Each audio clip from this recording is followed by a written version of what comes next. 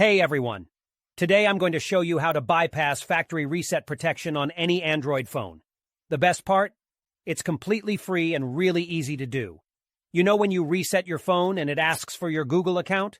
Well, with this method, we can bypass that step and gain full access to the phone. I've successfully done this on over 100 Android phones.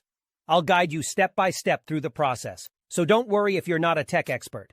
Just follow along and soon you'll be able to unlock any Android phone. Okay, so the next step is to use this website to remove the factory reset protection lock from your Android phone. To do this, you'll need to provide 3 important details: your phone's exact model, its IMEI number, and a valid email address where you can receive notifications. Now you might be wondering how to find your phone's IMEI number. Well, there are several ways to do this. You can check the back of your phone, the original box it came in, or even your carrier's website. Your account details may also have the IMEI and serial number of your device. If you have a sales receipt or contract, you may find the IMEI and serial number there. If your phone has a removable battery, you can check underneath it for the IMEI or serial number. However, if your phone doesn't have a removable battery, don't try to remove it or you may damage your device. Once you have your phone's IMEI number, you'll need to fill out a simple form on the website with your phone model, IMEI number, and a valid email address.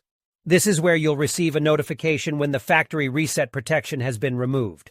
After you submit the form, your request will be processed, and you'll receive an email notification when the factory reset protection removal process is complete. I'll show you an example of what the email should look like by logging into my personal email account.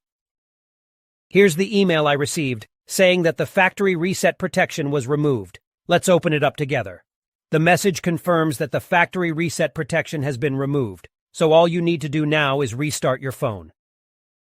Now all you need to do is to restart your phone, and after the restart, the factory reset protection will be bypassed, so you don't have to enter your Gmail account details. If you want, you can now add any other Gmail account to your phone.